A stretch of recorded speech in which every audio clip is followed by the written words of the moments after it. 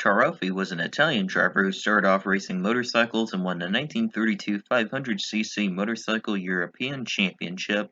He eventually transitioned to cars and competed in Formula One from 1950 to 1956, starting 18 races and winning the 1952 Swiss Grand Prix, a year where he finished third in the World Championship. Taruffi's only IndyCar entry was at the 1950 Indianapolis 500, where he failed to appear. He retired from racing after winning the 1957 Mille Miglia, a race that had Alfonso de Portalgo crash his car and be killed, along with navigator Edmund Nilsson and 20 spectators. This was the final time the Mille Miglia was held as a competitive race, as the Italian government put a ban on racing on public roads. Here was Taruffi on his way to victory at the 1952 Swiss Grand Prix.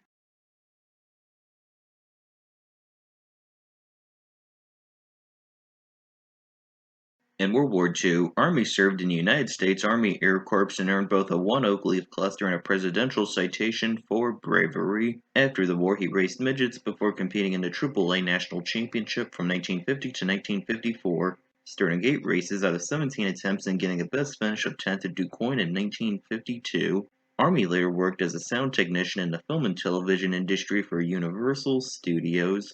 Here he is after qualifying at Indianapolis in 1954, where he finished 19th.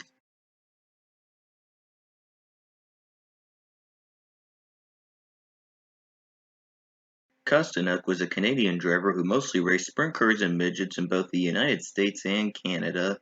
He entered 16 IndyCar races from 1961 to 1964 and started 6 of them, getting a best finish of 11th at Trenton in 1963. During an ultimately unsuccessful qualifying attempt for the 1962 500, Kostenuk was struck by a bird that broke his goggles and parts of it got stuck in his eye, but he eventually recovered. Here he is at Milwaukee in 1963, where he finished 21st.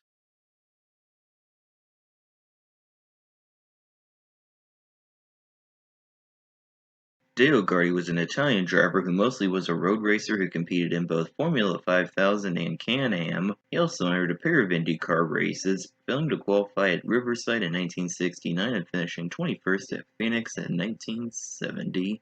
Dioguardi later built up a large collection of vintage race cars. Here he is at the 1971 Riverside Grand Prix, a Formula 5000 race where he finished 24th.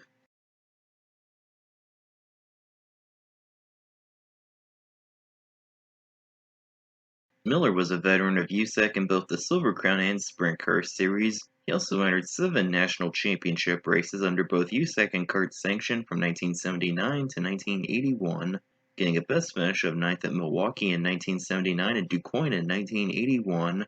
Here Miller sits in his USAC Silver Crown car in 1979 or 1980, with car owner and former IndyCar driver Norm Hall in the center.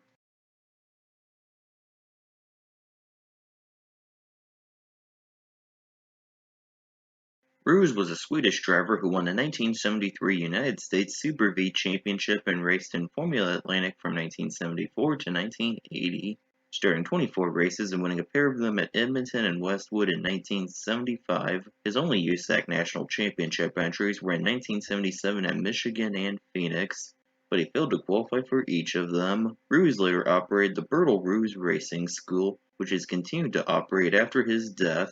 Here is Roos at the 1974 Swedish Grand Prix, his only Formula One race, where he started 23rd and finished 25th due to a gearbox issue after 2 laps.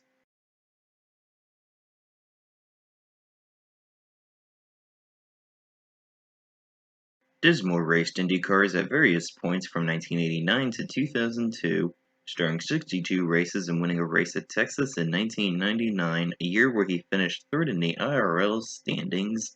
He also won the 1990 North American Formula Atlantic Pacific Division Championship with 8 wins out of 10 races, and the 1993 24 Hours of Daytona. Currently, Dismore owns and operates Newcastle Motorsports Park, a go-kart track in Newcastle, Indiana. Here he is after qualifying for the 2001 Indianapolis 500, where he started 4th and led for 29 laps, but finished 16th.